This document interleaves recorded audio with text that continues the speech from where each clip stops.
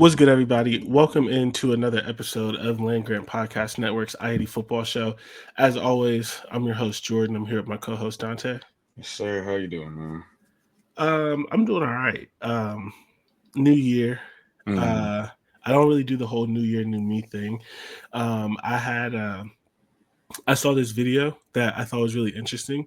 It was like before some old white man, like 1900s or something like that, the Mm-hmm. new year was celebrated in March on the spring solstice. And I was like, that makes sense because it never really feels like a new year until around my birthday, until like March.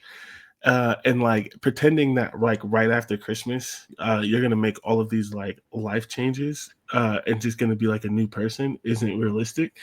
So I'm doing my things. Like I don't do resolutions, but I have like my goals and stuff. But like that was cool. It was like, all right, so like because like it's just like I'm like, yeah, I'm gonna save a bunch of money, but like I'm behind on a bill from last year. Like that don't reset. Like I'm not just gonna be like, all right, bet I got money to save now. Yeah. Like I so. just, yeah, I agree. I kind of see the New Year, New Me as like pretentious for real. Cause like, why'd you wait Yeah, until a whole new year to decide to be different? You didn't think you needed to be different in August? like yeah. No, it's funny. But no, I have such bad timing. It's funny. You play Ghost of Tsushima, right? I actually did not. I Oh, think I was not. Um, I don't know how I never got that game. I okay. don't know. Yeah, I at this point I'm just waiting for it to be free on PlayStation Yeah. because Which I will know. probably be next year because they're coming out with the second one. Which is No, like then it will. So it will be. It'll probably be sometime this year. God yeah. of Well, War. sorry. It's the new year. Yeah, I meant this year, 2025. right. I was going I to say forgot God of War it's Ragnarok technically became this free. year. I think a year after it was out for a little bit, for like a month. So It this has only been does it out, for the this has been month. out for like 3-4 years. Oh, you're right. That Yeah. was on the PlayStation 4. Yeah. But It might have been. It might have probably had a free month at some point, and I maybe. missed it. Actually, Maybe no, I think it did because that's how I got it. I don't think I paid for that. that makes sense. I just missed it. Yeah. Yeah, but like I said, it may be free again hmm I know because it's gonna be a the PlayStation second one, Classic soon. the second one's coming out, Yeah, I didn't and get a it's not like the second one's not. It's a different. It's a they're almost assassin and defending it, but not really yeah. because it's the same. It's like a whole different dynasty. Yeah, it's 300 years, so it's still Japan, but it's 300 years in the future. Yeah. So like this is like 1300s. That's like hmm 1600, and Yeah, it's like a different part. yeah. But I won't tell you. I won't bring up the fight then because you haven't played it. In case Oh, you get into it. I watched a walkthrough. Oh, I did you? know. Of like Yeah. the whole game? hmm I Okay. didn't So you because know I how you didn't know fight? when I was gonna get it, but yeah, Yeah, you know how you fight your friend? yeah. All right. So when I had to record Power 2, hmm I was playing up until it was time to record because I'm off work. And right, like it's like we're recording, let's just say 12, because that's what happened today. We're recording at 12. As soon as it's like 11:50, I get the cutscene where I have to fight my friend. And I'm like, I'm supposed to be recording. I'm trying to do I'm this. kind of stuck. Literally right now. I'm playing. It's 11:45. I go into this building to confront the Khan or whatever, and Mhm. Ryu's is there, and I'm like, again. Like again, so first of all, I've been getting my ass whooped for like 20 minutes, like, it's crazy because like the fights are always overpowered, whatever. It takes you forever to beat them. But the Mhm. problem that I have, and I know it's my fault. When I get them low health, I be getting aggressive. And for whatever reason, even though I've been playing the game for a while and my max health keeps increasing, and I have like the 4 things to revive myself, Mhm. one hit kills me. It's still like one hit kills me. So I'm like, boom, I got him, do. And then I just see a flash of red, hits me, I'm dead. So I've been getting my ass for like 20 minutes. And I was like, all right, man, let me just hop on this podcast. I'll get them afterwards. That kind of happened to me when I was playing Black Myth Wukong, which I actually need to finish. I do need to finish that, but I was playing Black Myth and I I haven't struggled with a lot of those bosses. Like a lot of those fights, I didn't struggle, but there was one boss that I struggled with where a lot of people did, and it really started to get to me because other people was like, "Damn, you had trouble. You didn't have trouble with this guy, and it took one guy 12 hours to fight this dude, and it took me 15 minutes to beat him, and you still on him." I'm like, "If y'all don't shut up, if y'all don't shut up," but like, you're not wrong. I did 3 times where I got the health like this close, and I got real thirsty. And went ham, wasn't blocking, wasn't dodging, just swinging, getting my ass kicked. And I was like, let's go ahead and turn this off real quick. Yeah. I'm not thinking straight. Like, I've gotten beat a couple of times because literally getting hit once will kill you. Yep. So like that's crazy. But they did say it was Souls like. The problem that I have, because I played other bosses that I just beat immediately. Like I think I played one of the leaders or something that had like an axe, or you did something like when you raid one of the village, I killed him immediately.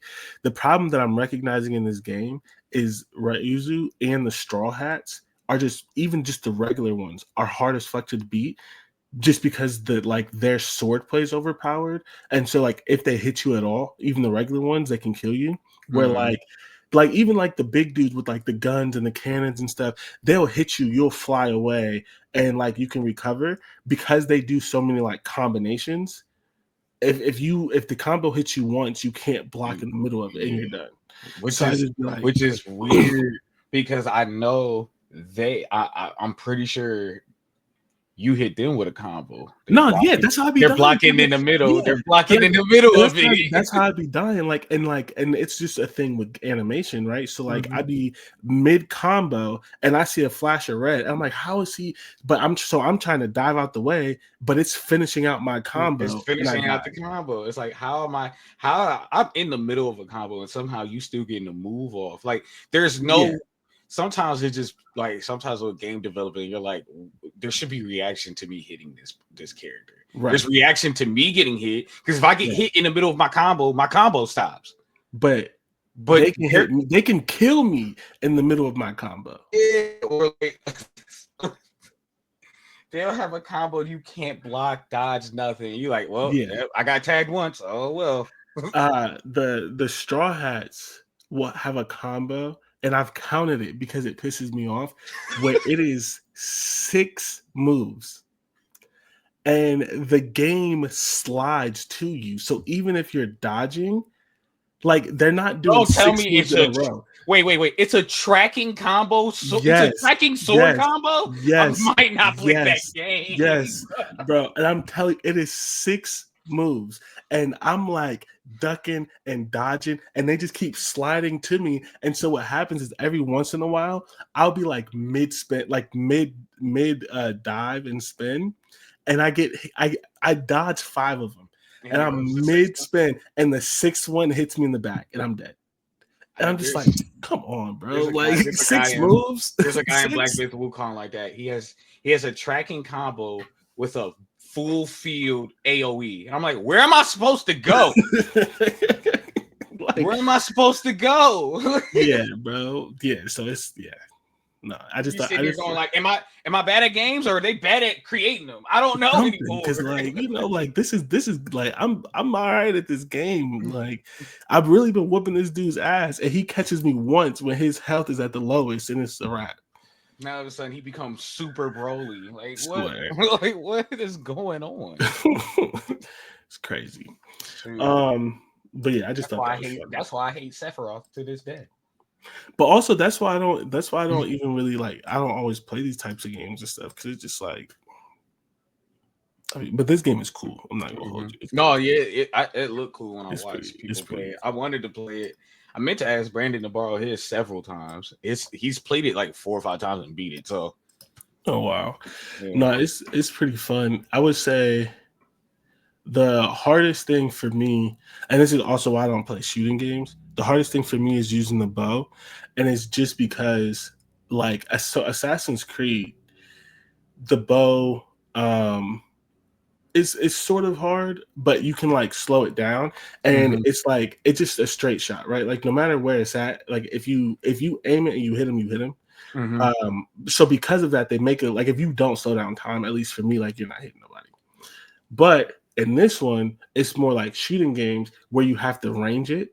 Mm-hmm. And so if they're further away, and so like, but the problem is, at least in the beginning, your bow is so weak that like you have to shoot someone like 4 times, but they move, and the bow is ranged.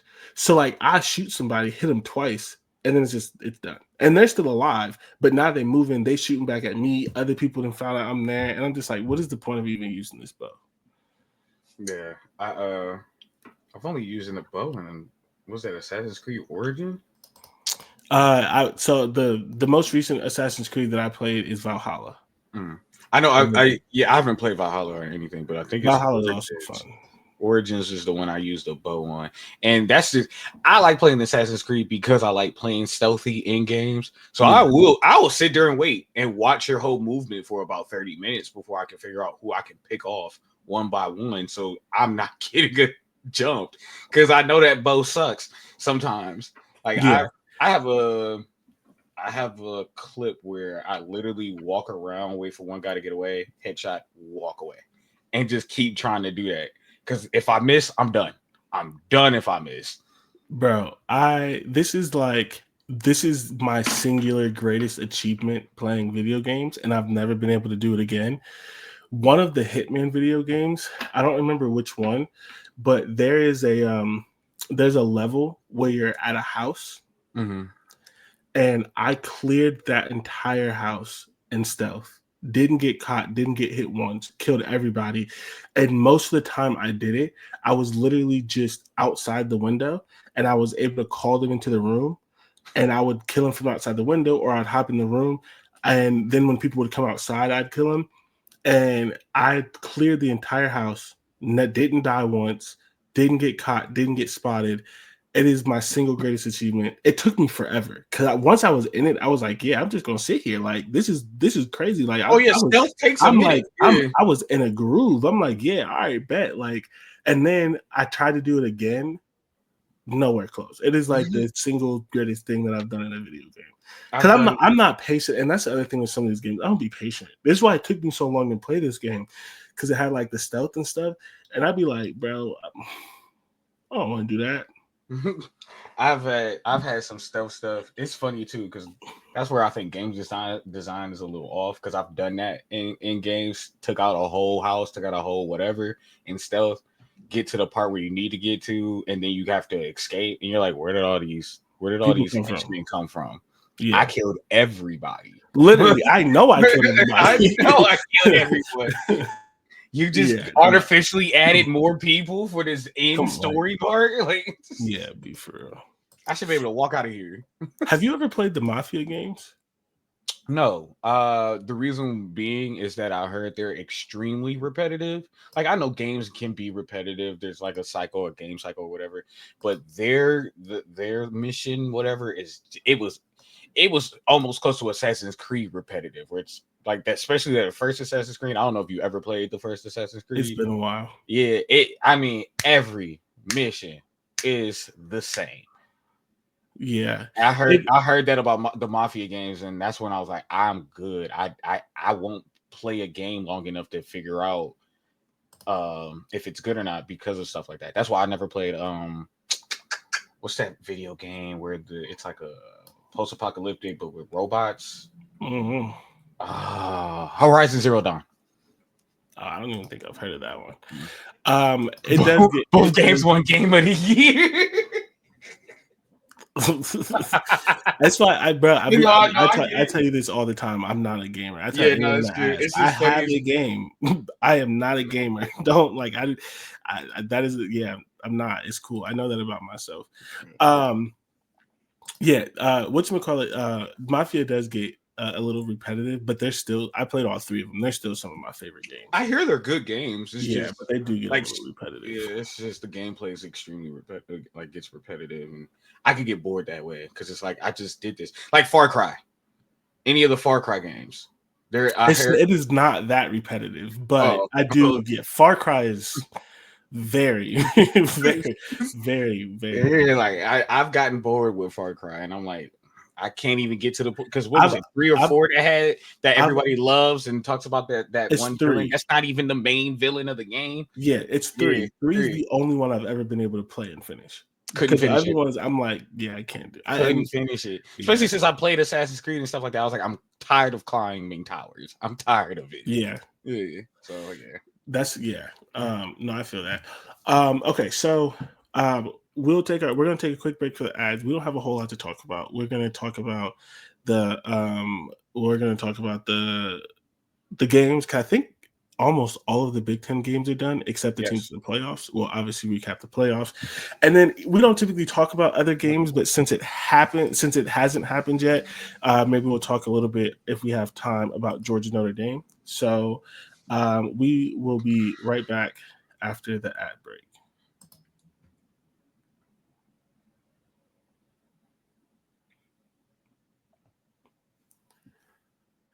What's good, everybody? Welcome back to Land Grant Podcast Network's I-80 Football Show.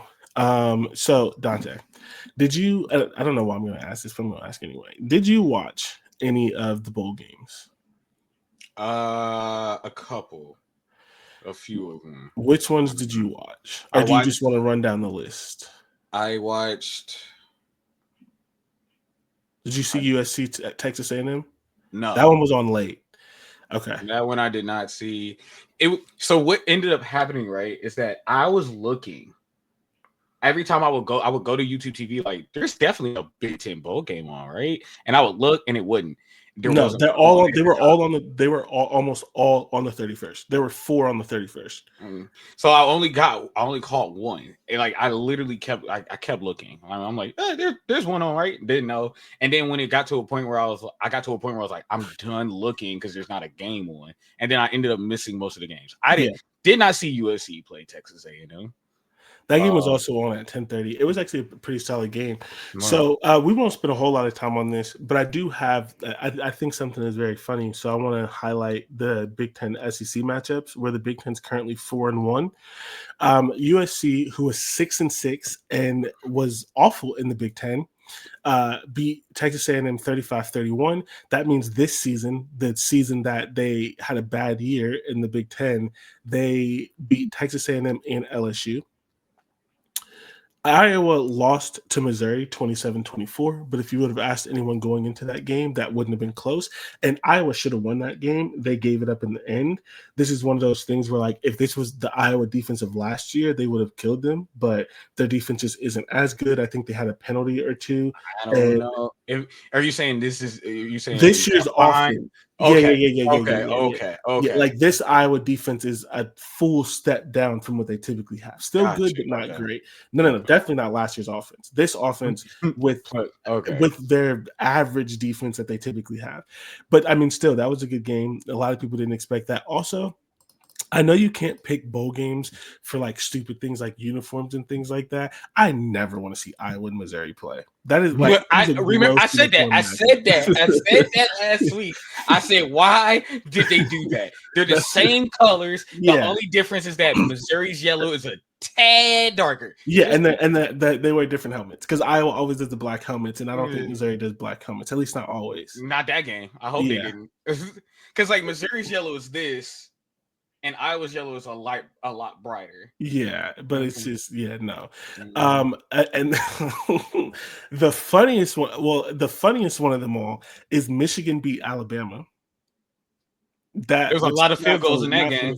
Not funny for you, but that's the funniest one of them all. And then here's my thing, right? So you're saying it wasn't funny for me.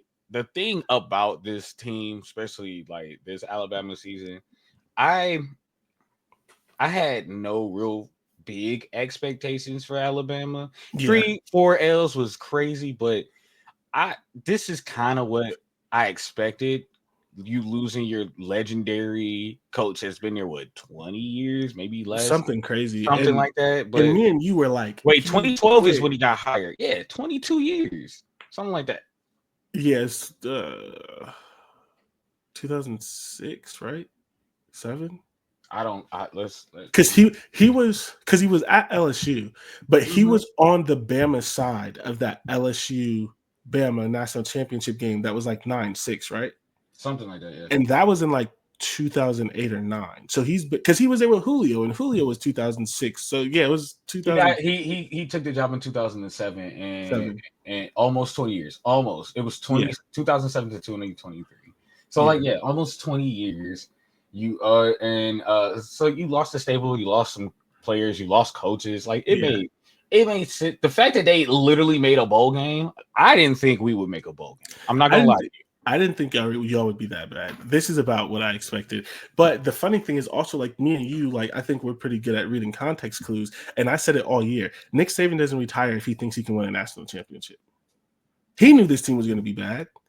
Like if he thought like I can I get think they one would have more. been. I think they would have been in the playoffs if he Well, yeah, coached. because he's a better coach. But Not only I that, but think he looked. players wouldn't have left. Yes, like Caleb Downs. Thank you, Nick Mhm. Saban. We Players wouldn't have yeah. left But if Nick Saban was still there. So that's why I right. think But they I would have been still better. think he knew that this team was going to be bad. Yeah. Because Nick I saw Saban, a in video my opinion, of. he's too much of a competitor to have quit when he felt like he could really make a run. Mm. And he may have still made a run just because he's Nick Saban, but he was like, nah, this isn't worth it. This team is not nearly as good as what I I typically have. also Let me think go get in the I booth. I do think also I think in your statement you're right, but I think a lot of people underestimate how tired he was. No. I mean that's definitely true. Yeah. And NIL and like the culture It's shit, like all of that's a it's part of it. exhausting. And I knew he was going to retire eventually, but I'm just saying, like, if because last year they made the playoffs, right? I just feel like if he thought this year he could make another run at it, he would retire. Not that he would have been there for another 2, 3, 4, 5, but I don't think he retires this season specifically if he thought he could have another run. He was like, yeah, this team's not going to do it. Yeah, maybe I think he was just exhausted with coaching. I think it just took a good amount out of him in last year, or yeah, last year. But even last year he overperformed. He said that was the toughest team he's ever coached, and it And wasn't because that's it what was bad. I'm just It saying, wasn't really like, because it does wasn't and talent. he Like, that was the most tired I've ever seen Nick yeah, Saban. yeah. That's why I I was like, mean, yeah, literally, I think he was just mentally exhausted with yeah. it all. You could He- tell in his speeches, like he Mhm. wasn't as rah rah. He was very like he was breathing sighs of relief over bad wins. Like I'm he was like, you're tired. not angry. Yeah, he was. Yeah, Yeah, he was it was tired. tough. It was It's tough. like there's like I said the same thing. I thought Russell Wilson looked like he was tired of playing football. I think he just needed literally to someone to believe in him. But Nick Saban, when I Mm, saw him coach, the way he coached on the sideline, like you could tell he was yeah, just sick of it. He was yeah sick of it. that year was that was it did Mhm. something to him. Yeah, he was Um, tired. Yeah, and then the other one, the last one is Ohio State, Tennessee, and then Illinois beats South Carolina, which is another good one. I mean, That one I watched. That's the yeah, one I watched. that Illinois, was that South was a Carolina. pretty Yeah. solid game, and we don't need to do revisionists. Like we don't need to do the whole like get angry about stupid opinions. We've done that enough, and if we did that, we'd be here for an hour and a half, and we don't have an hour and a half worth of stuff to talk about. But it was just satisfying for me, and it's funny because like they had some people at the house for New Year's, Mhm. and one of them went to South Carolina, and he was talking about how he doesn't really watch like the Big Ten, and he's like SEC and things like that. And I was like, yeah, I was just telling him, I was like, this year was super gratifying because like my biggest problem with the SEC, aside from like some of the bias, but that's mainly in the media. My biggest problem with the SEC is that people aren't tethered to reality. Like, yes, the last 15 years, the SEC was obviously clearly the most dominant, but they weren't that good last year and they were worse this year, and people just won't admit it. And like, that's 2 out of like 15 years. Like, Yeah. and next year you may be good again. Like, it's not like I'm not saying, and I don't really believe that there's this downfall of the SEC. I do think it's going to balance more, but the Big Ten is not, as much as I would love it, the Big Ten is not going to go on a 15-year run like what the SEC just had, where they win 11 of the next 15 titles. It's not going to happen. But it's super weird that people just can't admit, like, man, this is a down year for the SEC. So I just thought, I just like that, especially because the biggest thing that people say is that the SEC is stronger in the middle. So when 9-3 South Carolina loses, and when 9-3 Alabama loses, and when Missouri, who is maybe also 9-3, like I these think so. teams who were like right there that you were trying to get to be your third and fourth playoff team, when you're 10-2 Tennessee, who was in the playoff, they all lose. that for me is pretty gratifying because like if they had this season and then went out and destroyed the Big Ten, but it's even funnier though because it's like Illinois is a good team. We know that. They may not have known that, but we knew that. But USC got to win, and USC couldn't do shit in the Big Ten. So yeah, like, not much. I wouldn't fully, we were shitting on USC. To give you we got to be honest, they did better than we really thought. They were giving people, they gave Penn State trouble. Remember, they gave Illinois trouble. I think who did USC play this year? So I get this right because they gave people trouble. Yeah, no, they did. They did. I want to give. And the one thing we should give them props for is they didn't quit. Because UCLA was giving people trouble too. Yeah, like they didn't quit. Like we thought that, like, because I mean it's a Lincoln Riley team. Like we thought they were gonna quit, and they didn't. And they gave Notre Dame trouble in the last game of the year. That's why Michigan trouble Notre Dame for a bit, and they didn't. But like, yeah, they gave Michigan trouble for a bit, Penn State trouble for a bit. I'm not gonna say Washington or UCLA because that's a waste of my time. They always play them. I think they gave Nebraska a bit of run, Minnesota, Wisconsin. They were in games. Yeah, they just really they played the same game like 6 times, and I think they went like 3-3 or 2-4 or something, like because they would lose, they would beat Minnesota and then lose. Didn't they give Notre Dame trouble until the end? Yeah, that's what I just said. Like that's why the biggest compliment that I can give to them is they didn't quit, which I thought they would. I thought they would. Yeah, they didn't. So, like, credit to and then obviously because technically, because we agreed that 3 of their players definitely quit. Same with Michigan. Yeah, absolutely. Same with Michigan. 3 of their players definitely quit. But that's what makes the Alabama thing funny because Alabama, because they're young, basically their entire team played, and Michigan, none of their good players played. None of them. Anyone that thought they were getting drafted basically didn't play, and they still found a way to do it. The non-SEC ones, Nebraska beat Boston College.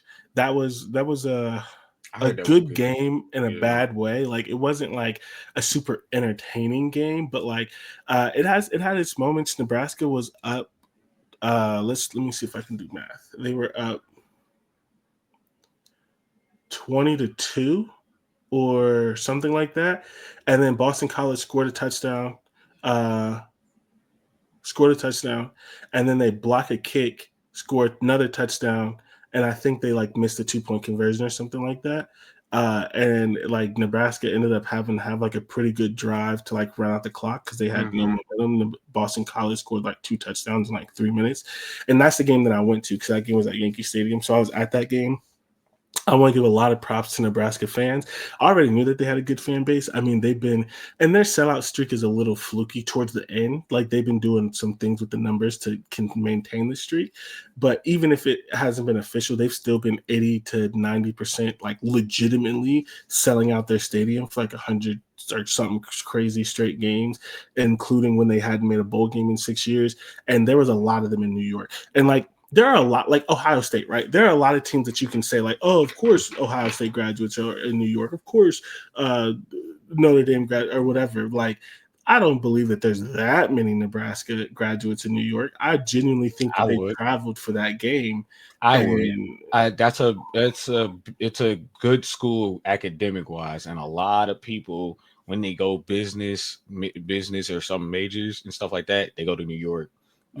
California. I mean, there's definitely, but like I think personally, New York, a lot of people. I would say if I'm living in New York or going to New York, I expect to see a lot of alma mater from every school in New York, from every school in the country. Some more than others, for sure. Yes, of course, yes. But I would say like if for every 10 people I see, I think each one is from a different college. Yeah, even in New York. Yeah, there's definitely some validity to that for sure.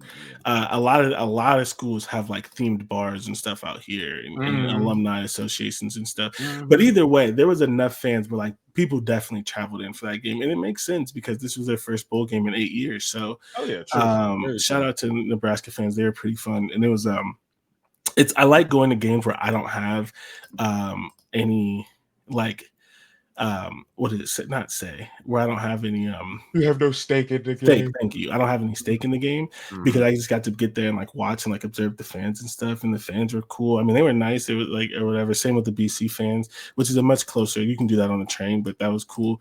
But it is funny though. This dude sitting in front of me was an Ohio State fan, and he was just like us, me and my friend that went, where it's just like this game is in New York and it's like $30, so let's go. But you think I'm crazy. We were talking about Ohio State because, of course, he's an Ohio State fan too. And this dude turns around and he's like, I'm an Ohio State fan, and this season doesn't matter at all. We didn't beat Michigan. And I was like, yeah, I agree. But the only way that they could make it better is to win a national championship. And he's like, that wouldn't even make it better. Fuck it. I don't care about nothing. They didn't beat Michigan. And I'm like, all right. I mean, there are fans crazier than me. Because Jordan, you were saying that no. earlier this season. You're saying because I asked you that, and I was like, I want to be clear. I didn't say it would make up for the loss. I said it would make the season better.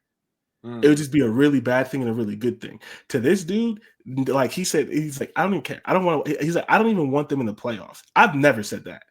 I just said that like, I don't believe even winning a national championship doesn't make up for losing to Michigan. I had to watch the film because I'm not or not making the bowl game. I did say, and I still contend that it won't change my opinion on Ryan Day because you can't. But like this dude, like I'm like, damn, I thought I was crazy. But I'm like, I don't even want to watch the game. I mean, I still want to see the team in the playoff. Like, I'm not gonna forgive them. Like, I'm not gonna act like it didn't happen. I'm not gonna you're not gonna see me praising Ryan Day. And if he does win the national championship, I'm not gonna be happy about it about an extension. You still need to beat Michigan. You still need to win the conference. But like, I would like to see a national championship. And this dude was like, nope. I don't care. I want to see a national championship. I want to see him in the playoffs. And I was like, all right, cool. There's at least one person crazier than me. He ain't that much, yeah, no. I know I'm in the top 5%, but there's at least there's a 1%.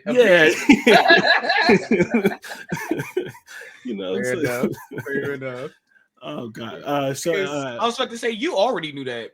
Our friend Brandon has been saying that all year round. If we lose to Michigan, I don't care what happens. Yeah. Even though he's still rooting and up, like, oh, LSU this and all that. Like, he's all Buckeye Nation every game, every win in the playoffs so far. He's been like, been one of the biggest fans. But he said that he did say it. He didn't care if they made the playoffs. Didn't care if he won a national championship. And I'm like, really? That's too far. I still want to win a natty. I'm just gonna be angry still. Like it just doesn't erase the anger. Like winning a natty doesn't make up for I could lose to both Browns games. We win the Super Bowl. I don't give a fuck what happened. Yeah. And so like I think maybe I could agree with that if it was a one-off. So like the first year we lost to Michigan, if we won it, and then we played Georgia and we almost beat them. If we would have won a natty then, I'd be like, all right. But 4 years in a row and 4 no Big Ten, and natty doesn't fix that. It's just a Band-Aid. Like, it's a Band-Aid. We go 4 years 0-2 against the Browns, and that fourth year I win a Super Bowl and I didn't win the AFC North. Don't care. Yeah, no. Don't care. Well, I'm still in the top 5-10% of the crazy fans. He was just in the top 1%, so it's fine. Non-SEC Big Ten bowl games. Washington loses to Louisville 35-34. I didn't watch that game, but clearly it had to be a banger. Like 1 point game. That's pretty high scoring. That's kind of wish I would have seen that. And then what else happened? Did I get all the other ones? And then some of the other ones we talked before. So the Big Ten, if I can count really quick, including the playoffs, they are 0-1, 2-1, 3-1, 3-2, 4-2, 5-2, 5-3. 6-3, 6-4, 7-4, 8-4, 9-4. If my math is right, they're 9-4 in the bowl games. And some of these are, of course, repeats because Ohio State's played 2 games, Penn State's played 2 games, but they're 9-4. That's not a bad showing. The losses are Iowa in a 3-point game, Rutgers in a 3-point game, Indiana lost by 10. And who's the fourth loss? And then Washington in a 1-point game. So even the teams that's lost have all been competitive. They've lost 3 games by 3 points or less. Like Indiana lost by only 10. Yeah, it was 27-17. Oh, yeah, but it didn't feel that way. They got a touchdown or 2 at the end. okay. It was like 27-3 entering the fourth quarter, and I All think right, they I was gonna scored say I could have 2. sworn that was a butt whooping for most of that. Yeah, they scored 2 touchdowns Yeah, at the end. I don't know how I forgot that. I don't know how I don't remember that. Because it didn't matter. Like you clocked out. Like you clocked out when like it never really made the game close. It just made the final score close. Fair. All right, so they're doing pretty solid in the bowls. Let's switch over to the playoffs. Did you get a chance to watch both playoff games? I know they're around the holidays, which I did. I watched both. I watched Penn State Boise. I want to talk about that one the most because they had, of course, a Heisman candidate and in that game, and a lot of people started to just talk about how he wasn't really that good, and I'm like, I need y'all to understand that. Relax. Y'all need to relax, because not only that, I still think he ended up with over 100 yards in the game. And there was a lot of runs where it's just get off me, get off me, get off me. Like he still did his thing. It just took a lot. It took a lot more effort, which kind of makes sense. It's a Penn State Big Ten team, one of the top Big Ten teams, so it makes sense. I did see like a few people was like, and that's why Travis Hunter won the Heisman. And I'm like, y'all know they lost their bowl game, right? Like I saw that and I was like, they lost 2. They lost 2, and it wasn't like they played Penn State or anybody like that they weren't in the playoffs, so we know that wasn't happening. But you lost your bowl game as well, and you had 2 Heisman candidates, literally. Like what? So what are we talking about? Yeah, that was they got mollywhacked, smacked. Like it was not. It was. I was like, did that game not happen? That's what was going through my head. I was like, did the Colorado BYU. BYU game. I was like, that game didn't happen because like BYU was exercising some demons because I don't know what that was. So if you remember, BYU was undefeated, and then they lost to Kansas when Kansas was beating everybody that was undefeated. Kansas beat BYU. They beat Colorado. They knocked Kansas single-handedly.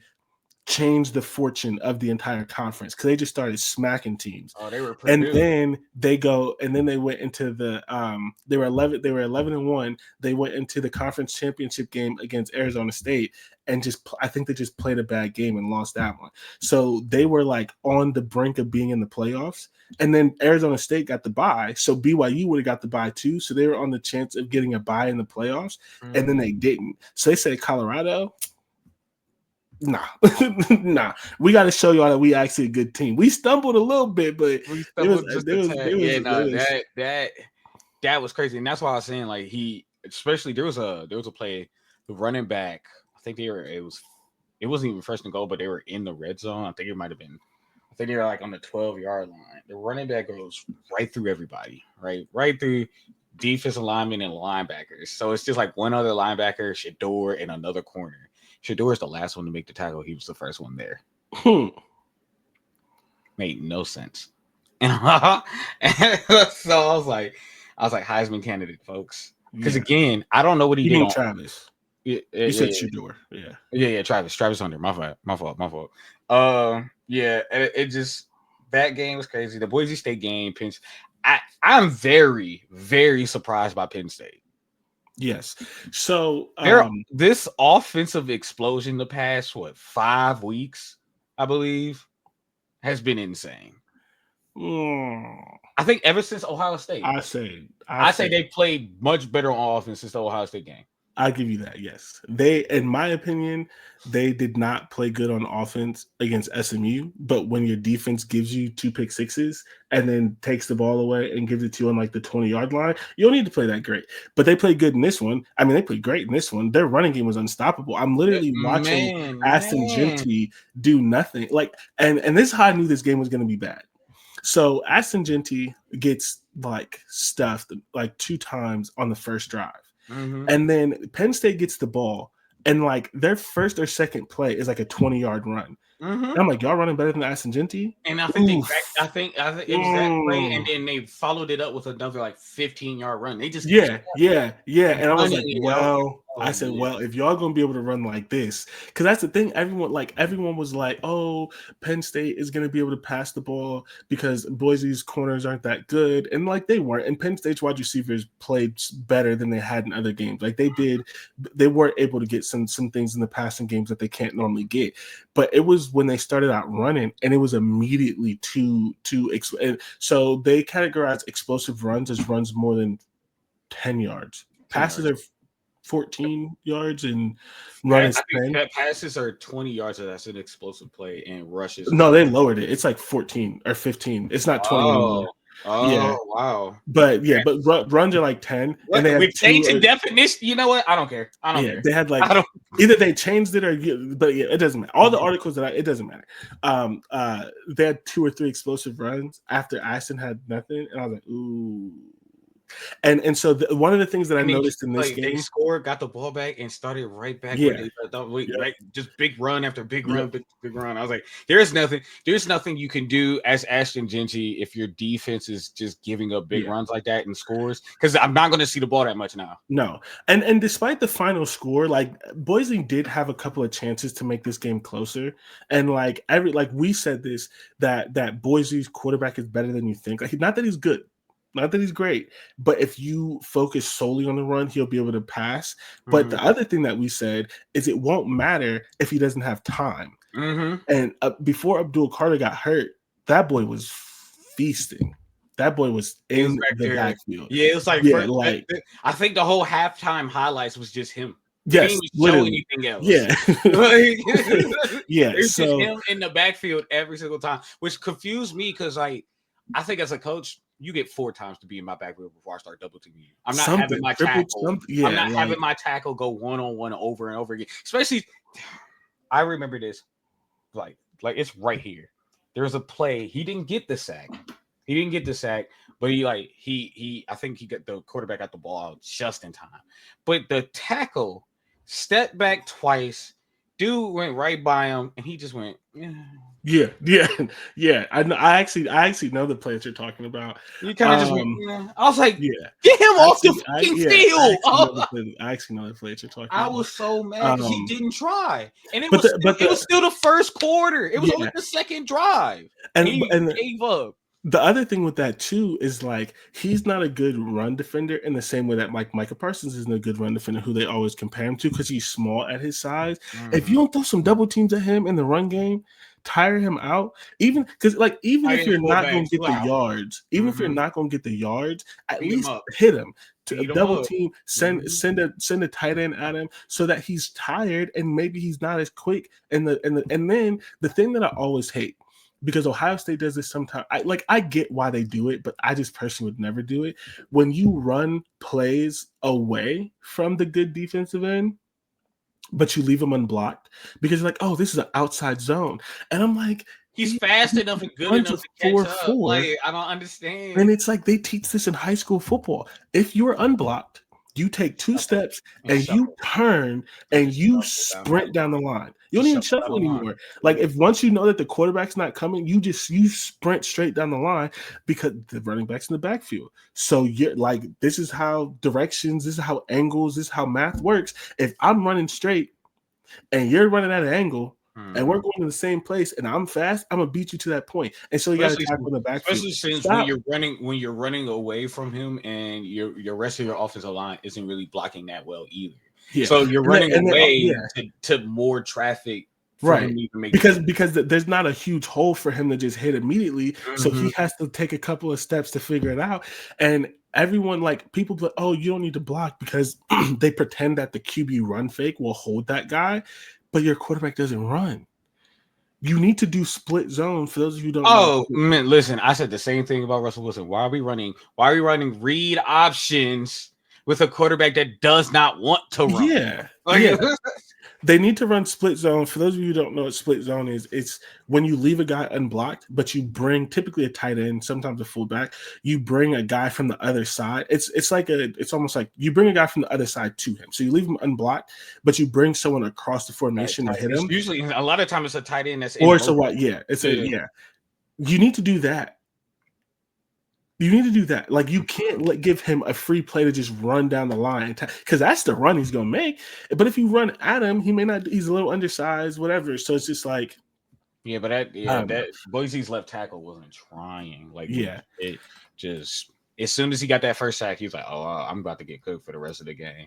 And it was like, yeah, because you're gonna let yourself get cooked for the rest of the game. Basically, if you try, you never know, man. Like seriously, the one thing that I'll say, and I noticed this a bit more in the Texas-Arizona State game, which we're not really going to talk about. Oh damn! I also noticed we can talk about it, but like, that was the best game of the goddamn day. Yeah, it was. So we can talk about it, but actually we'll just transition to that in a second. But I noticed it more in that game, but I also noticed it in this game. You can tell the speed and the size difference because in this game, but especially and Cam Scatterboot for Arizona State is like the fourth best running back in the country. He's also really good. When they were hitting, they were going backwards. There was no leaning forward. And Ashton got a couple, but it was very much like when I hit you, you go backwards. Like, a lot of times you get hit and the guy falls forward, he reaches but there was none of that. And that's why, especially in the Arizona State game, but this one too, there were so many 4th and 1s and 4th and 2s because these are plays where typically you get hit, you can move your feet and you may pick it up. And they were just going backwards, just going like, I can't tell you the number of times I saw players get pulled down right before the sticks because they were just bigger and stronger and better tacklers, and they got hit and they just went backwards. And that happened, and it was almost every running play. It was in the ASC game, but it was this one too. I was gonna say it was almost every play until about last few minutes of the second. In the Arizona State game, the second quarter, because they got the score, came back, scored again. And then next thing you know, Texas just fell apart. Yeah, but even in like the passing game, I would love to see, and there was a little bit, but I would love to see some of the yards after contact numbers because when they would get open, they would do some things, but when they got hit, they almost never got extra yards. I mean, the quarterback they were like 0 for 3 or 0 for 4 on a bunch of 4th downs, and they were all, they ended up getting a couple, but in the beginning, and they were all like 4th and 1 and 2, and it's all because you didn't get, once you got hit, you didn't get a yard. Yeah, no, you didn't get an inch. They were tackling. I will give you that. Texas was tackling. I don't know what happened to their confidence at the end of that game because it was that missed kick. It was the first missed kick. Yeah. It was the first missed kick, which we laugh about kicking all the time. That was crazy. Yes. That was insane. Because I was like, all right, game's over for real. And then he doinked it. And I'm like, oof, yeah. But and it's crazy because like Arizona State was a good team. And that's why I think I may have predicted them to win that game. And my thing is like I just don't think Texas is that good. They're not. It's one of those things where like they definitely have talent, but there's something, and part of it is the offensive play calling. I don't know what the hell they're doing on offense, but Texas is such a one-dimensional team where if they're not getting big plays, they can't win. And they ended up getting big plays at the end. Like all credit to Quinn Ewers for that. The last couple of minutes of the 4th quarter in overtime, he was after that interception. Yeah, after that interception, I think he went like 11 for 14, 2 or 3 touchdowns. I mean, he put him in a place to get fixed twice. Like the dude missed. I was about to say he looked like the best quarterback in. It looked like he looked like the hype. Yes, and I think the one touchdown on 4th and 13, he audibled into that because he saw that they were blitzing. He audibled into that, and that was wide open.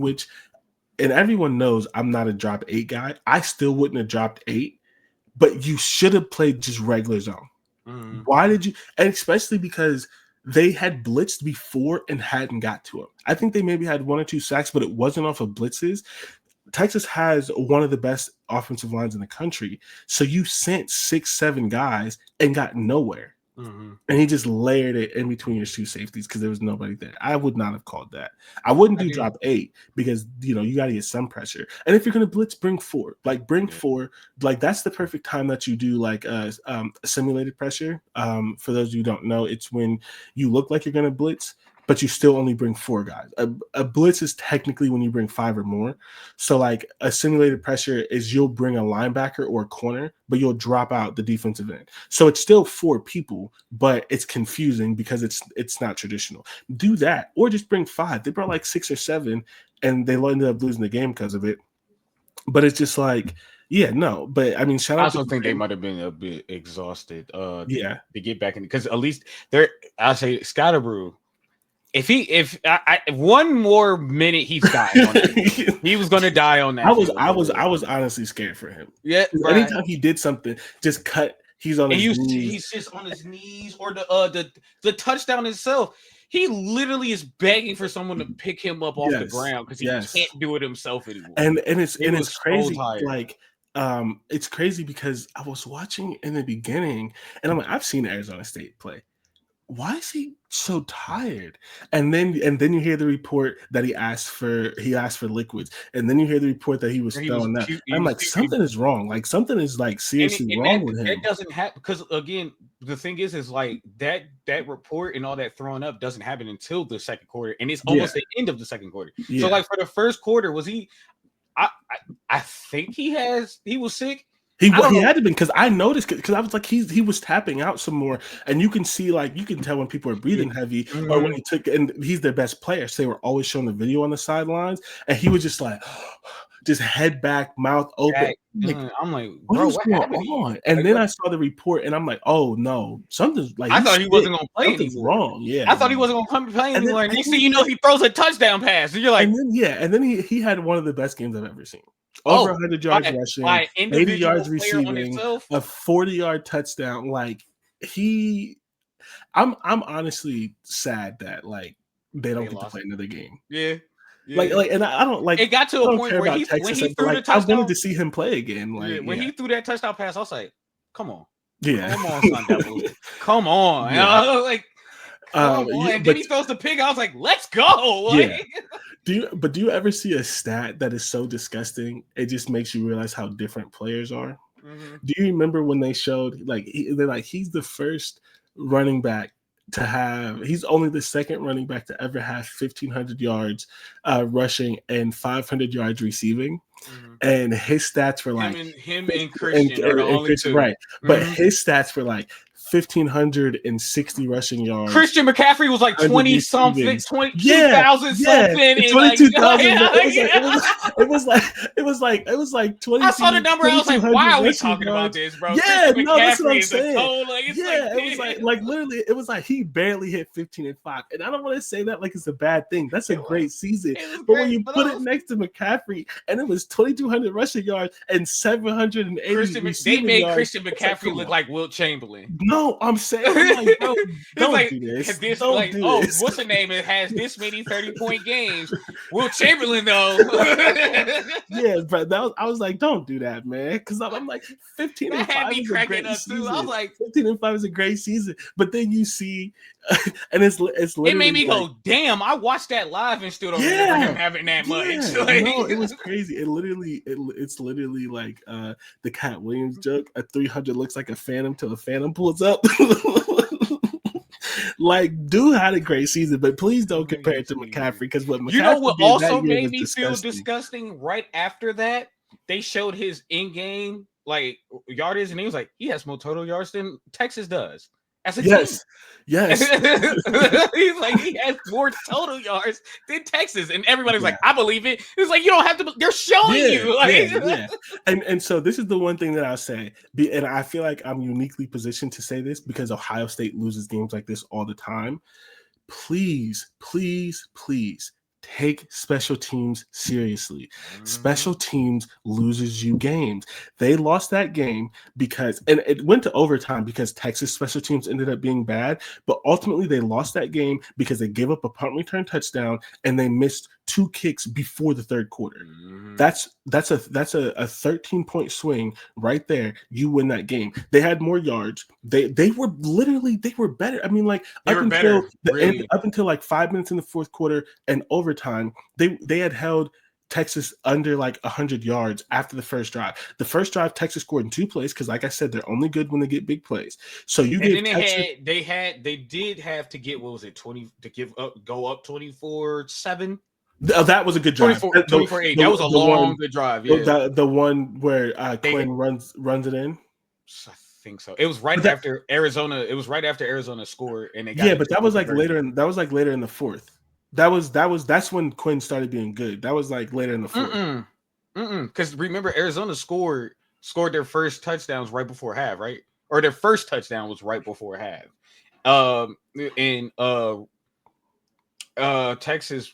God, I'm pretty sure because Texas went right after that touchdown. It wasn't in the fourth. It was the third quarter. It was the third quarter. It was the third because Arizona came out and scored, and then Texas pretty much for the rest of that quarter had the ball and scored a touchdown. Yeah, and then it fell apart in the fourth. Yes, until like the last. That's right. Because it's like, oh, can I get back in it? And then Texas scored, and you're like, okay, the game's over. Game's over. The fourth quarter, it just went nuts. It went to shit. Yeah. Don't compare it to Christian McCaffrey. That man was doing some ungodly things. But outside of that, that is one of the best. Like, and it was literally the flu game. Like the fact that he was sick too. Literally, bro, he caught that long pass, got his helmet ripped off. You can see it even when he mugged. You could see there's no color. There's no color in his face, in his body. Like, yeah, that boy went home and game over. He threw up again. Yes. 2 more times at least. Couldn't still sleep.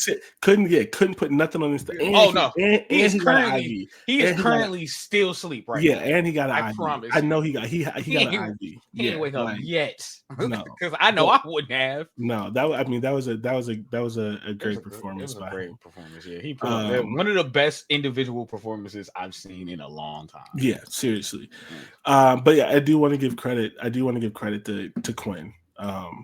Especially for like the rebounding, you throw that interception, they immediately score. You could have let it spiral, and you played. You kind of did. He ended up. You got it back together, but you definitely spiraled. Yeah. Well, he spiraled, but he could have like crashed and burned. I honestly thought he was going to throw another interception. Same. I thought it was just like I thought it was done. I thought Arizona had all the momentum, and then Arizona scores first in overtime, and I'm like, yep, he's going to throw an interception, and he didn't. No. I mean, it was a freaking fourth. It was he throws a touchdown, and then they come right out of the commercial break, touchdown. Once they did that, I said, well, yeah. I was like, it's over. That's the hard thing when you're the underdog, right? You can't keep giving them chances. Like Alabama's won that game a million times, right? Like Georgia just won that game with Georgia Tech. Like if that game goes to overtime, you're typically losing. Like they're gonna find a way. You got to end it in regulation. Ohio State, Oregon. That felt like heaven. That felt like heaven. Best game y'all played all season. Yeah, I mean I think that's the best game we played in the Ryan Day era. Especially on both sides of the ball, like as a combined. I even though you lost, I would say the Georgia game was better overall. A better performance. I won't argue that. The Georgia game was, but yeah. So I mean, they went out. They started the game. It was 34-0. I have two things that I want to say about this game. Really, number one.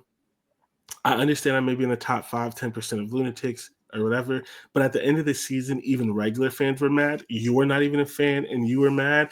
And maybe mad's not the right word, just whatever it was.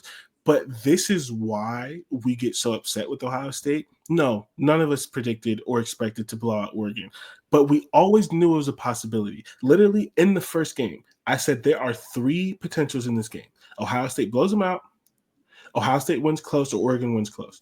The only thing I can't see happening is Oregon blowing out Ohio State. They lost close. This team is always possible, especially on offense. And for whatever reason, Ryan Day just loves to forget that he has good players. I was Jeremiah gonna Smith say, I was had gonna say over 100 Oregon. yards at half, but Mhm. he wasn't targeted in the second half of the Michigan game. Like it's things like that that makes you so frustrated because even if you lose, Ohio State sometimes doesn't lose swinging. And then you see a game like this, you see a game like Tennessee where they're being aggressive, they're throwing the ball deep, they're getting their players in space, and it's like you mentioned the Georgia game. We ended up losing that game, but that's what the offense looked like.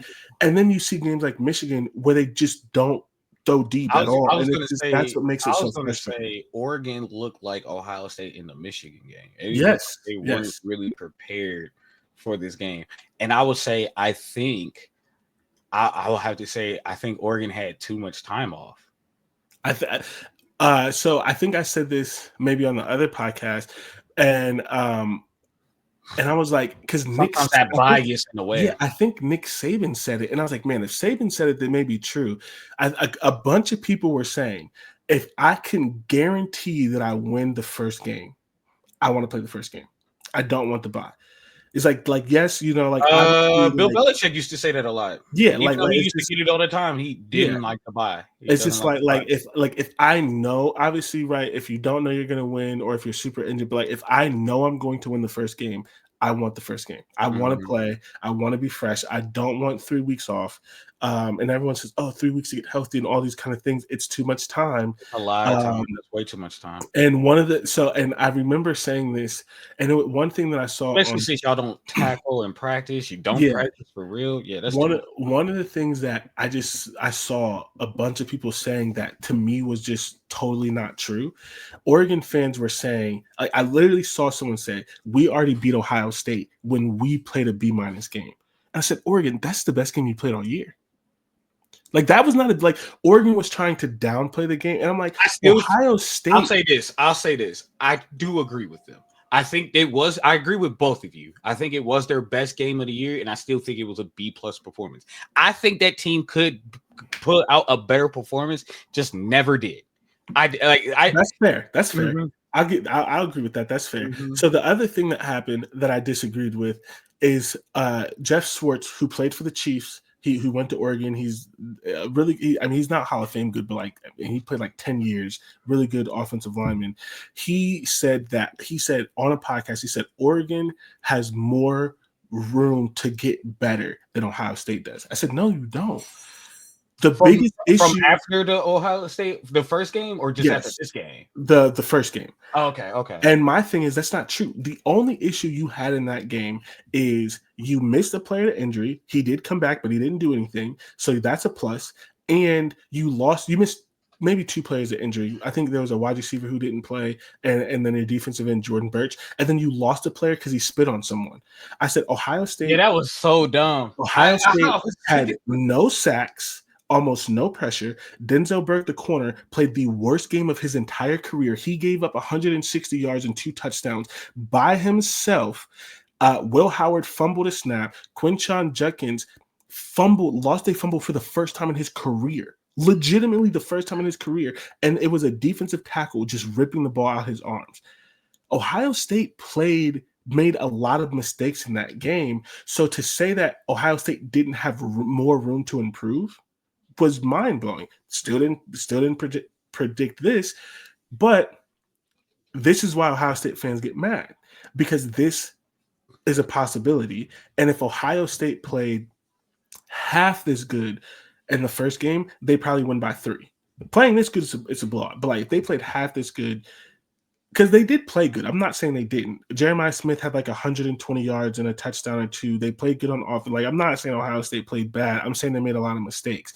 But specifically, and the other thing that people discounted is how much different the defense was. And they're like, oh, well, they didn't play anyone. I'm like, well, they played the Penn State team that put up 37 on you and held them to like 13 points. Like they did play teams. So that's what I'm saying. I think Oregon still could have probably put out a better performance than what they did in that first game. It just we never got it to see it for fruition, unfortunately. yeah, And that's why I said I think like Oregon looked like Ohio State in the Michigan game because it was just like it was the I'd say like how y'all have or Ryan Day has this pride where I can run up the middle on Michigan even though you haven't. It was the same thing with Oregon. Yes, We could play yes. man coverage. No, you can't. You Not can't. against Why this are team. you doing Not that? against this team, at least. You can, just not this team. Yeah. Stop And it. they ran the ball well against us the first game, but not this game. And they kept running the ball. Like, do something else. Like, where were the screens? Where was getting your players in space? Like, and Dan Lanning admitted to it. He said he I also didn't think have the a good game quarterback. plan. Yeah, I think the quarterback held the ball a lot, way too long. Get rid of it. And yeah, Just get rid of it. Stop taking sacks. Get rid of the ball. Ohio State had 8 sacks, and I'm telling you, 4 of them didn't have to happen. 4 or 5 didn't have to. They were covered sacks, and he just held onto the ball. Just holding on to the ball. Either run or get rid of it. Run or get rid of it. And Ohio State had a really good game plan. Their defensive line played excellent. The offensive line, they lost a couple reps because Oregon has a good defensive line, and Ohio State just isn't always great. But they did enough. They won more reps than they lost. Mm-hmm. It was a really good performance. So I'm really happy about it. Of course, and I think the tough thing is it's hard to beat the same team twice. And someone said this on a podcast that I don't remember who said it. Oh, it was an Ohio State podcast, and they said Ohio State still ended up winning this game, but and there I can't remember what year it was, but there was a year that Ohio State played Wisconsin and beat them badly, and then they played Wisconsin again in the Big Ten championship game, and Wisconsin was up like 17 points at half. Mm-hmm. And Ohio State still ended up winning, but they were like, the thing that happens is the team that loses, they make a bunch of changes because they lost. And the team that won, because you're winning, you don't make these changes, and then you get hit in the mouth. Yeah. Oregon effectively played the game that they played the first time. Ohio State didn't because they lost, and they knew that they needed to make changes. The thing that surprised me the most, outside of just how good Ohio State played, just in general, is that like the creative things that you typically get from Dan Lanning, the aggressive, it just wasn't there. And like that kind of surprised me. That's what I say. That's why I think that 3 weeks or whatever they had was way too long. You could become complacent when you're sitting around for so long because you're like, what? I mean, we're undefeated. We won the Big Ten. I don't really have to. I don't need to. I don't. Even though you should. And I'm pretty sure. And I'm not going to say like that's how they really felt. Like I don't really need to. But you don't go as hard. And it's a level of confidence. You're 13-0. You win the. Yeah, it is. Mm-hmm. It is. And like I don't like it because you don't ever want to lose. But and I hate that it was the Michigan game. But like Nick Saban, I don't know. I think Nick Saban saw something in this team because Nick Saban has basically been cussing out Ohio State fans every chance he gets for the last like 3 weeks. And kept talking about how this team had a chance to win. On your neck. He's been on your neck. And Nick Saban has always been a proponent of sometimes you need to lose a game to get to where you need to go. He said it. Oh my goodness, plenty of times, especially like during those big when he was at the top. He was like, "Oh, thank God we lost." Yeah, he would say it all the time. Oh, thank God we needed that. Yeah, because then they come out and they look like they don't even look like the team to start the season, even though they were dominating. They look totally different and dominating a whole different way. Yep, every single time. Yep. And so we won't get into it much because we have another episode next week where we'll get to talk about the Ohio State game and we'll find out who Penn State plays and we'll talk about that one. But I have good feelings about the Texas game, largely because I don't think Texas has played good in either of the 2 games they played so far. They've won, but as a full team, I don't think they played good. And if Ohio State is going to continue to play like this, no one can beat them. My biggest concern is I just hope that they don't start feeling themselves because that's how you lose. It's like 2 blowout wins, revenge against Oregon. That's a Ryan Day thing. That's how you lose. It's a Ryan Day thing. And yeah, so I'm and this is why I said I think that's how he goes into those Michigan games. Yeah. So yeah, I know we have weekly games. The only thing I have to say about the UAG, the Georgia Notre Dame game coming up, because I'm pretty sure we're done with Oregon, LSU. Pretty much. Yeah. Okay. If Notre Dame gets beat, like shellacked, are we going to talk about? Well, just because they won 13 games or whatever? Because again, Notre Dame's biggest win is USC this year. Yes, and I guess Army. Yeah, who cares about that? Yeah. So that's what I'm saying. Like, all right, we said it about Boise, we said it about Indiana, we said it about SMU. If Are Notre you gonna Dame say it gets about Notre Dame? Yeah, right, because that's been the only school that and hasn't got yeah, any flack for right. playing no one and having a great record. That's the And only and and school. and everyone thought that Indiana was a bad team, so you can't give them credit for what they did to Indiana too. We didn't think Indiana was a bad team, but everyone thought that was. So if they go and play Georgia, and they play Georgia without their starting quarterback, and they get slacked, that's a conversation that needs to be had. Because I'm like, y'all didn't deserve to be there. Because Yeah, you said you beat a team that didn't deserve to be there, and then you turned around and showed up and been a team that didn't look like they deserved to be there. I think, except maybe Boise, I think every team that was in this round of 8 could beat this Georgia team without the quarterback. Penn State, yes. Ohio State, yes. Texas, yes. Without the quarterback. Texas has already lost to them twice, but without the quarterback, I think that they could do it. Actually, no. Texas lost to them twice. I'll take Texas off. So 6 of the 8. So let's say Texas and Boise, because Texas lost to them twice. I was about to say, or Georgia. I even give you Boise. Georgia will. Okay. Georgia, because Alabama ran on Georgia. True. Okay. So Boise, a few schools. LSU ran on Georgia. Yeah. The Arizona State could do it. Arizona. If Scatterbroo's not sick, Arizona State's beating that school. Yeah. Beating them. If Scatterboo wasn't sick, they beat Texas. Yeah. So So if because I think he finishes. Well, they got the touchdown anyway, but still, like I think because there were some plays that he was out there that ended up being negative plays that didn't matter, that he was on the sidelines. So if Notre Dame can't beat this Georgia team, which that game is today, that game is going to start like right after this. Yeah, right after this, as soon as this podcast drops, so people probably aren't going to be listening to it until after. Notre Dame has to win this game. They have to win this. You have to. Georgia one just in general hasn't looked great all year, and like you said, too much rest. They're 3 weeks off, haven't played in 3 weeks, and they have a backup quarterback who hasn't played all year. That's the only thing that 3 weeks only helps that backup quarterback. Yeah, it helps. It helps because I'll say this: it was more of a hindrance for Oregon. And I think it's going to be a lot more helpful for Georgia just because you have a quarterback that's never played, hasn't played all year, gets 3 weeks of reps with, at least they should be 3 weeks of reps with the first team. But I don't think it helps the defense. No. But you said it only helps the quarterback. It helps the offense, which I think can end up helping the defense. Because if I can keep the ball and keep Notre Dame off the field and stuff and put up points, that gives my defense more confidence to go after that quarterback. And again, once Notre Dame was rattled against USC and almost lost that game for Rufio. Yes. And same with Louisville. I mean, Louisville beat themselves. If Louisville didn't spot Notre Dame 14 points, they would have won. They win the game. So yeah, I think the 3 weeks is more helpful in this instance for Georgia because it will help the offense. You're right about the defense, but I think if the offense can put up points, your defense will wake up because it's like, well, now I can do whatever I want. I can go hit this quarterback because we're up to 2 touchdowns and maybe a field goal. Yeah, the biggest thing for Notre Dame though, which is why, in my opinion, I think it's going to be embarrassing if they lose. Georgia hasn't stopped the QB run all year. All year. That's what I'm saying. Kentucky ran on them. Georgia Tech ran on them. Jalen Milroe, I believe, ran on them. And Riley Leonard is a good runner. If Georgia comes out and stops the QB run, I'm going to pick Notre Dame, but I'm not. You think Georgia's going to do it?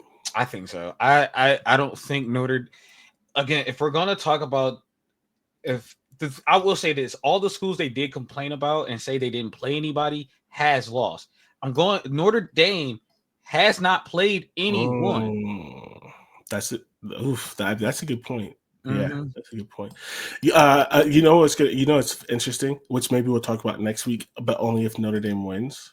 Fair. Ryan Day, James Franklin, Marcus Freeman have a reputation of losing big games. And they may all win big games in the same year, and the same play. That's if that happens, that's insane. I know it's the end of the world. Yeah. Like I literally tweeted during the Ohio State game, did we all die at midnight and wake up in heaven? Yeah, like if that happens, that's gonna be So I think just playing the game of fortune, I think maybe I'm gonna pick him, but I think you're right. I think Notre Dame finds I'm just going off the pattern right now. And and I also think like we haven't mentioned the tragedy and we should, but I also think that Kirby Smart is going to do a better job of grounding his team with because football is so regimented. So like playing on a different day and like having like that extra in the hotel, and obviously you're worried about people and like trying to refocus your mind and prepare. And now you were playing at night, and now you're playing at 4. And I think that that may help. Oh crap! But okay, so that's it. That's the show. That's hilarious. I was literally texting my friend about that. So I'm watching Dante type. So my pit stop. I was gonna change it just to be nice because it's actually a mutual friend of ours' birthday, and I was just gonna give a shout out and do that instead of just ending on me ranting about something I've ranted before on several occasions. But it is pissing me off that he keeps making it into the next round. Yeah, and I agree. No, so it's fine. So okay, so mine is super. You should keep it like we can say happy birthday at the very end. Oh, fair. Because I was literally just talking to my friend about that. So mine is very quick. Coaches need to fire everyone. Everyone is not entirely true. It's fine. The offensive head coach, I like him. He's okay. He's made some first time head coaching mistakes, but I think he's fine. But they need to fire the GM. Absolutely, he's been there 8 years, hasn't done anything. Oh yeah, and the GM or the owner required this head coach to keep the DC because no one else is going to do that. And this DC has lasted 2 coaches, and we just gave up 40. Probably the owner, yeah. Your owner's one of those weird ones. Yep, he is. Yep. If it wasn't for Jerry Jones, there would be so much more talk about different owners. Yes. Yep. Atlanta's owner's weird. Yep. Jerry is Miami's owner. Jerry and the Commanders. Well, they got rid of him. No, I know, but because of all the problems that they were having, and then Jerry constantly, a couple of the other ones get to hide a little bit. Yep. But I don't think you need to fire the head coach. All right, give him another year. Let him pick a defensive coordinator. But you have to fire the GM. The dude literally doesn't care about skill positions. Our best player is a guard and a defensive tackle, and before that, it was a linebacker. He didn't want to pay. Taylor, right? No, he didn't. Like he held out. Like we almost lost him. So like, it's just he has to go. The defensive court, the whole defensive staff needs to go, and we need to try this again. Yeah. Mine, I'm gonna make mine quick too. It's because I've talked about this before, but Eli Manning is up for Hall of Fame consideration, and he's in the last 15. I don't know if they've done another round or not, but he ended up in the last 15. And I'm going to say this right now. Eli Manning is a Hall of Famer. Don't get me wrong. He is a Hall of Famer. He is not a first ballot Hall of Famer. And if he becomes one, y'all aren't taking this Hall of Fame stuff serious. You're just not. You're just not. Because there have been people, I don't know why I keep having to have this argument, that people think Ben Roethlisberger isn't, but Eli Manning is. Yeah. And I don't understand that. Eli Manning's whole career is the perfect definition of mid. Legit average. I literally had this conversation with my friend who is a Giants fan, and I said, if Eli's a first ballot Hall of Famer, then Roethlisberger is also a first ballot Hall of Famer, and Phillip Rivers gets into the Hall of Fame. Mm-hmm. Phillips should not be in the Hall of Fame. Nope. And I don't think Roethlisberger. You know what else? You know what? I'll add to that why it makes it so is Tony Romo. Tony Romo's a Hall of Famer if Eli Manning is a first ballot Hall of Famer. Yes. Oh, I didn't even think about Tony. Yeah. And I don't think Phillip Rivers or Tony Romo are Hall of Famers. And I don't think he's a first ballot. Those two deserve to be. And I don't think Eli or Ben are first ballot. I would say Ben is. Before. Yeah. So, I don't think either, but Ben before. Ben has better. So here's the thing, right? The only thing Ben doesn't have is MVPs. Yes. because he has the numbers very close to Peyton, Aaron, Drew, and stuff like that. He's one of the Is it 2 or 3 rings, three appearances, 2 rings. Okay. He has the numbers. He's one of the only people to throw for. He has the record where he's the only person to throw for 500 yards in consecutive games. Yeah. He's the only player to throw for 5 touchdowns into consecutive games, and he did it twice. So I hear the case for Ben as first ballot. I think my first ballot criteria is just like even stricter. Like, I didn't think Calvin Johnson should be first ballot only because his career was so short. Because the other thing is, if Calvin Johnson's first ballot, Patrick Willis should have been first ballot. Yep. But neither one of them should be because they didn't have the longevity. Mm-hmm. But honestly, when Calvin Johnson was first ballot, Calvin Johnson was a first ballot. Antonio Gates on the ballot with his second time now. And it's like, what are we doing? Calvin Johnson's first ballot, and Reggie Wayne has been a finalist for 5 times. Reggie Wayne holds multiple playoff records. He played with Marvin Harrison. Somehow still had a Hall of Fame career. I'll give you that. How he became a first ballot and Hines Ward still. Again, Hines Ward has more playoff success and has more success than Calvin Johnson did. And again, I think Calvin Johnson had a Hall of Fame career. Yes. It's not a first ballot one. No. Like, for me, first ballot should mean something. First ballot should be the elite of the elites. Because if you're going to say Ben's not a first ballot Hall of Famer because he never won an MVP, he played with Aaron Rodgers, Drew Brees, Peyton Manning, and Tom Brady, and still has 2 Super Bowls. Drew Brees, Aaron Rodgers only got 1, and they were lucky. Phillip Rivers doesn't have 1 at all. At all. And 2, Drew Brees is one of my few conspiracy theories. I don't believe in many in sports, but Drew Brees is one of them. I have 2. It's Drew Brees and the Ravens. I was gonna say Peyton's last. 3. Peyton's last one, and that Ravens one where the lights went out. Yeah. I forgot all about that. Oh my gosh. Yeah, they love Ray Lewis, or Ray Lewis probably threatened to murder somebody. Okay, let's end this. I forgot about that one. Them lights went out, and all of a sudden, San Francisco had no idea how to play football anymore. I'm like, the check's cleared. Yep. Those 3. Those are my only 3. And then soon after that, Harbaugh went to Michigan. You ain't slick. Yeah, like, it's fine. I'm fine with him if you want to say, because honestly, you convinced me that he's even a Hall of Famer because he led the league in interceptions all the time. And both of his Super Bowls came off of bad teams, like 9 and 8, and he just went on crazy runs. He went on crazy runs. I give it to him. I don't know if he should even be in the Hall of Fame, but I get it. Quarterback, 2 Super Bowls, you beat Tom Brady twice, whatever. And your first ballot with his career is insane. His touchdown to interception ratio is literally 1-to-1. Basically, yeah. No, it's not. It's literally 1-to-1. He has the exact same touchdowns and interception number. It's the same. His record is legit 500. Yeah, it's literally the only thing that's positive is his playoff record, and that's 8-4. And it's 8-4 because he had 2 Super Bowl runs, two Super Bowl and then he has a losing record. Trash after that. I mean, like, that's what I'm saying. Like, I get it because you're gonna say, well, if he's a first ballot, Ben is a first ballot, and you're gonna say Ben's not one just because of the controversies he's had. That's the reason why you're gonna do it. That's the only reason why people don't put him in those conversations, because people try to say Eli's better. Not even. No, he's never been better. Never been better. Never. I don't like Ben. I've never liked Ben, but he was always a good quarterback. So and so this is the last thing that I'm going to say about this. Anytime people bring up Eli's Hall of Fame case, they say he beat Tom Brady twice. That's a first ballot Hall of Famer.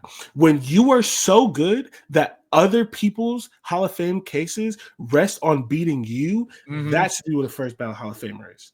That's it. It's those players. Tom Brady was so good that he is the first bullet point on another quarterback's Hall of Fame resume. So how can both of them be first ballot Hall of Famers? Makes no sense. How can both of them be first ballot Hall of Famers? And that's why I'm like, I don't understand how you can say that Eli is, but Ben Roethlisberger isn't. Ben Roethlisberger had a longer career, a better career, and Eli's going to become a first ballot because his last name is Manning.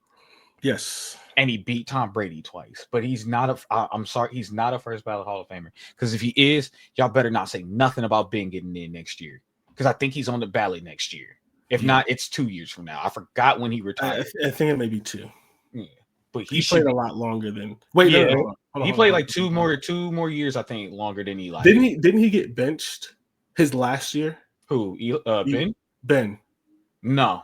Okay, so it was in and out. It was in and out because he was playing bad, but he played the last game of the season. I do remember that because that was his last home game in Pittsburgh, and he won that game. 1, 2. To get us over 500 and into the playoffs. Like, so then I think it's 2 years. I think it is. I think 2 years from now he's on the ballot. Yeah. No. Yeah. If Reggie Wayne doesn't get in this year, I'm crashing out. Oh, I'm gonna lose my mind. I'm gonna be upset because again, I don't think Eli's a first ballot. I just don't. I just don't. But to end it, happy birthday, Sammy. Happy birthday, gang. Yep. To birthday's on the 2nd. That sucks because it's like really right after the first and Christmas. Yeah. But happy birthday. Hope it's a great one. I don't know when you're going to hear this episode. I hope you took the day off work. I don't think she works in higher education. I don't think they work today. Like, oh, my job does. I had to take the day off. Oh, crap. That sucks. Yeah. Yeah. I don't think she's working. I think she's off until like the 16th. Bless. Yeah. But yeah, happy birthday. And Happy New Year, everybody. Yeah, awesome. Happy New Year. For those of you who get a chance to, first of all, thoughts out, obviously, to everyone in the tragedy. Yeah. It really sucks that. And New York. I don't know if you saw what happened in New York last night. There was a shooting at a club. I did not see that. At like 1 a.m. People are going crazy. Obviously, life is more important than the football game, but it does suck that they moved the football game to 4 because there's a lot of people who aren't going to be able to watch it because they're going to be at work. Because a lot of people, like my wife, not that she's watched the football game, but like she works. There's a lot of people who only originally. There were people who didn't even have yesterday off. Right. So it sucks that a lot of people aren't going to be able to watch it. It sucks for all the people who went there and used their Christmas money, their savings, whatever, and have to figure out. I think they reimbursed everybody. Any of that kind of all that stuff. So I think the NCAA reimbursed. I really hope they did. I really hope they did. But yeah, so it's a horrible way to start the new year. Hopefully this is a good game and can take people's minds off of things. As always, thank you for listening. If you would, if you're not watching this on YouTube, if you could if you could subscribe on YouTube at Get Defensive Sports Network, and we will see you next. Episodes will be pretty close because we'll be back on Monday next week.